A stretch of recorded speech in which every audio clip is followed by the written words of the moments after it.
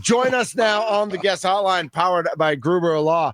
Ashley Washburn, TMJ4. Ashley, good midday to you. Thank you. Good midday. And I would also say that it is fall because I definitely started using my push to start on my car. So the second I started doing that to warm it up and warm up the steering wheel, I'm like, yup, fall weather is here.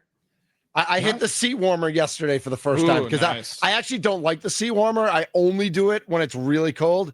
I probably didn't need it yesterday, but I felt like it. You guys like to be comfortable. You like to be really comfortable. You're all saying winter preparation stuff. Right. This is not fall. Right. This is not fall behavior. Fall is just winter preparation, is it not? No. I actually love fall. I'm huge. Fall's my favorite.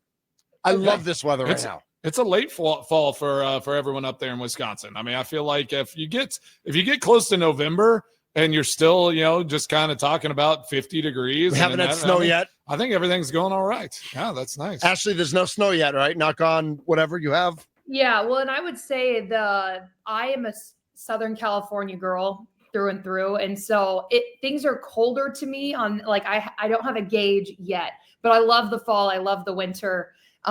It's not snowing yet, but I'm actually very much looking forward to it. My dog loves the snow, so he's ready for it.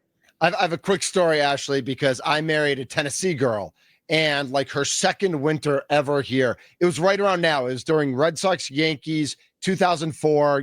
They have all the documentaries and everything. We had gone downtown Milwaukee to see a play. We leave the play. We're right on the lakefront, and it's one of those nights where the wind gets through into your bones. And the play we had seen was very emotional. The Red Sox went down 3-0 against the Yankees, and I'm a Red Sox fan. I'm from Boston originally. She gets in the car and just starts crying. And I think it's because we just saw this really emotional play, whatever. And it was actually the same night for Badgers fans, if you remember, the Badgers had a huge comeback victory at Purdue. I think Jamar Fletcher had a scoop and score to win the game. Nobody else remembers that. Badgers fans remember it, bro. 2004? Yes. Wisconsin versus Purdue. Because it all happened the same night. Purdue was good then. That was Drew Brees days. But she didn't cry because she cried because of the weather. Because the wind got through you. We all have, Mitch. And we've all experienced that Wisconsin coldness. We're not there yet.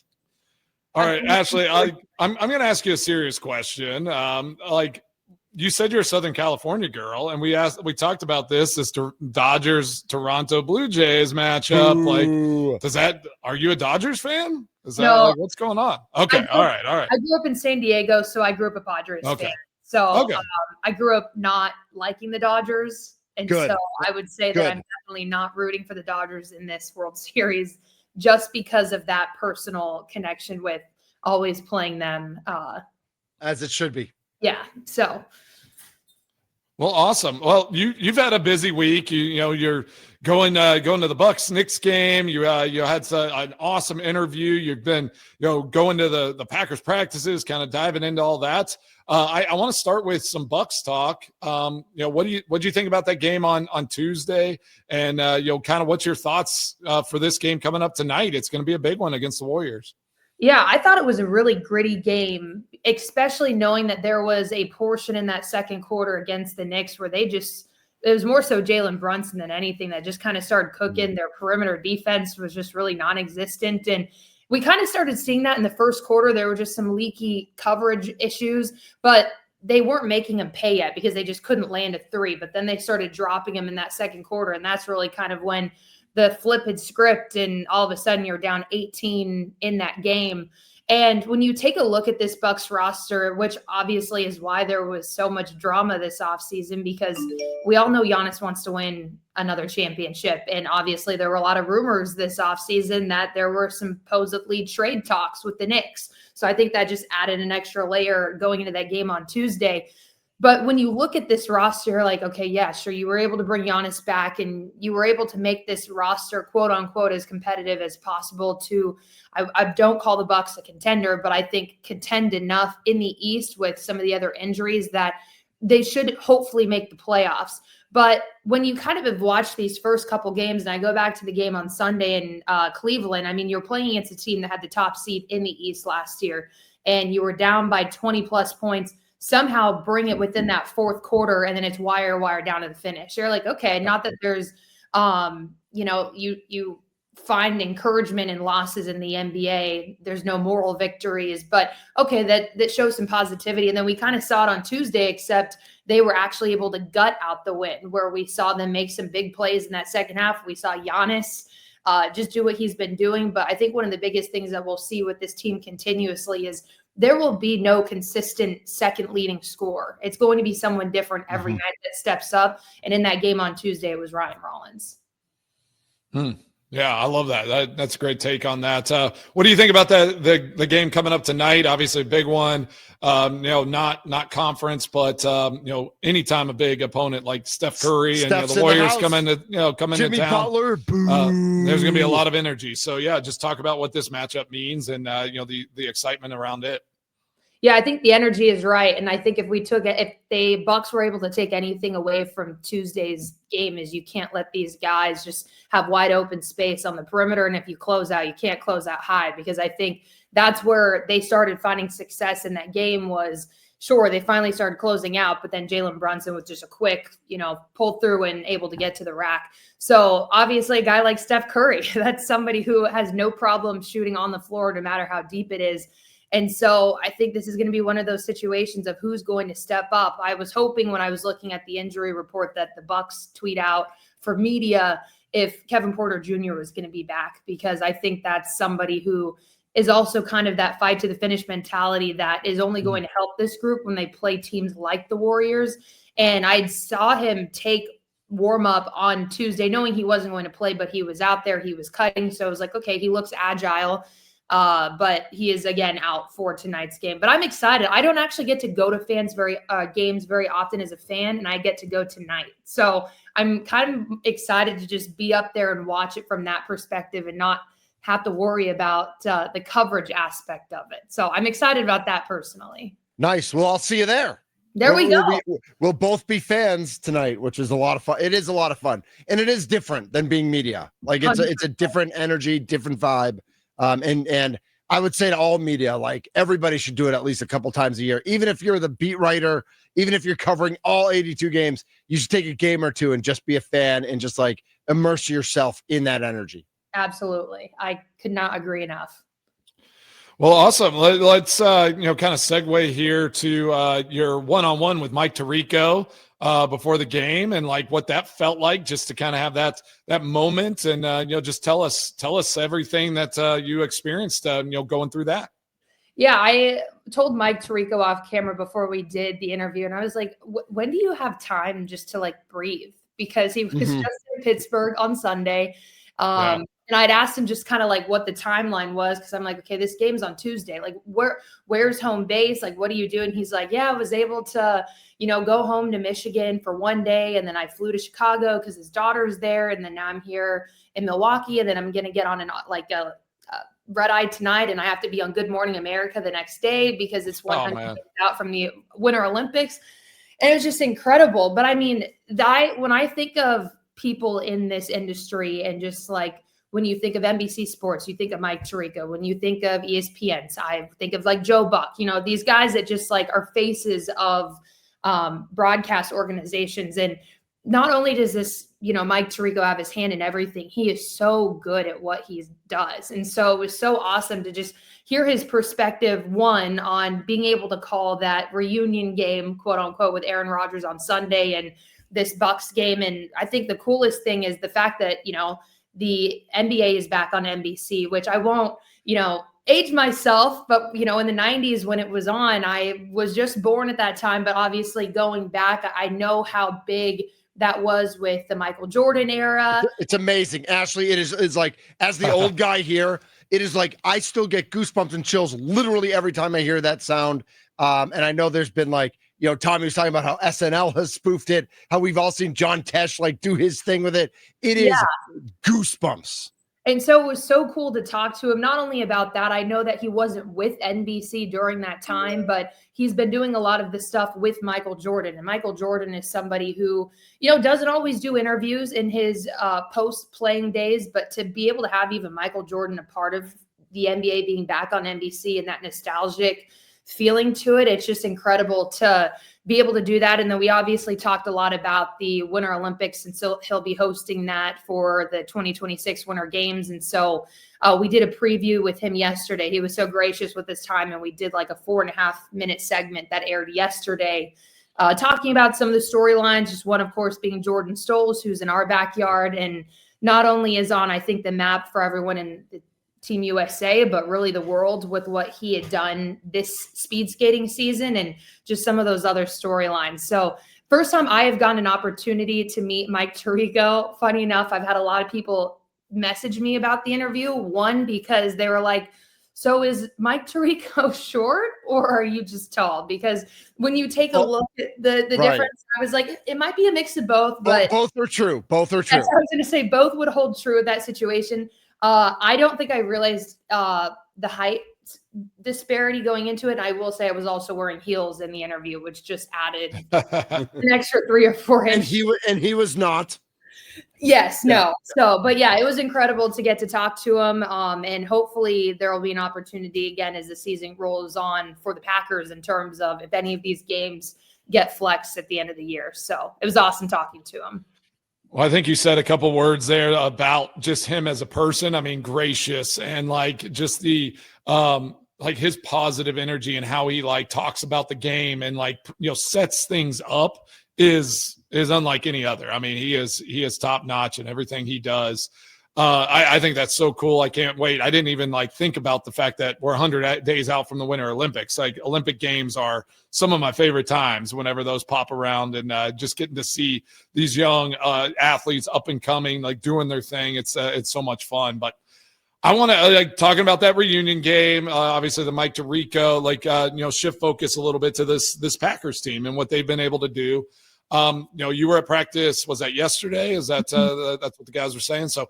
What did you see? I do have to ask the question. It is Throwback Week. Like, what do you think of these throwback uniforms? I know there was a lot of talk about the helmets, the Guardian caps. Like that they even have those going with the special paint for the helmets. Like, just kind of run us down what you're thinking about this week with this Packers team. I think those throwback uniforms are incredible. I can remember when they had released it in the preseason and had an opportunity when I was doing sideline for those preseason games. They had brought it so we could show it on air, and just like looking at these helmets are incredible. I know that there's a lot of Illinois football fans that have been reaching out of saying, well, they were the first to do it. But regardless, beside the fact, they're awesome. I think the jerseys are incredible. Part of me would have loved to see those uniforms also maybe against the Steelers and just have like a throwback uniform, Sunday Night Football, just, to do all that. But it was cool to see the Guardian cap version of it. I know a lot of people love posting Romeo Dobbs, and that was kind of the photo that was floating around yesterday is just the Guardian cap version. So you can at least still see that 1923 helmet vibe that they're going for. But yeah, at practice yesterday, I thought was pretty cool, calm, and collected. I mean, you're coming off the high of Sunday Night Football, and I feel for Jordan Love because I was in the pool for that. We were the pool reporter, photographer, so we were in charge of shooting that for everyone in the state. And there are just so many continuous questions, of course, about like beating his mentor or beating the person that he succeeded. And I feel like Jordan Love has done more than enough to validate himself in terms of the succession line with the Packers, but I still totally understand the storyline of just, going up against a guy like Aaron Rodgers. And I know that you obviously played with him for a handful of years, Mason, but it's just incredible to see how that game played out on Sunday.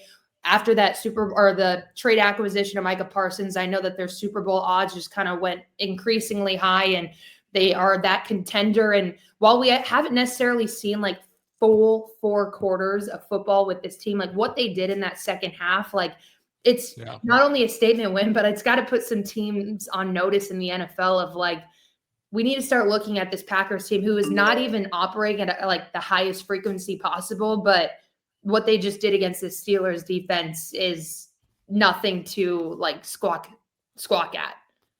Yeah, no doubt. No doubt. We got Ashley Washburn from TMJ4. You can find her at Ashley J. Washburn on X or Twitter as Mitch Thundernellis. Whatever it's called. Call it still.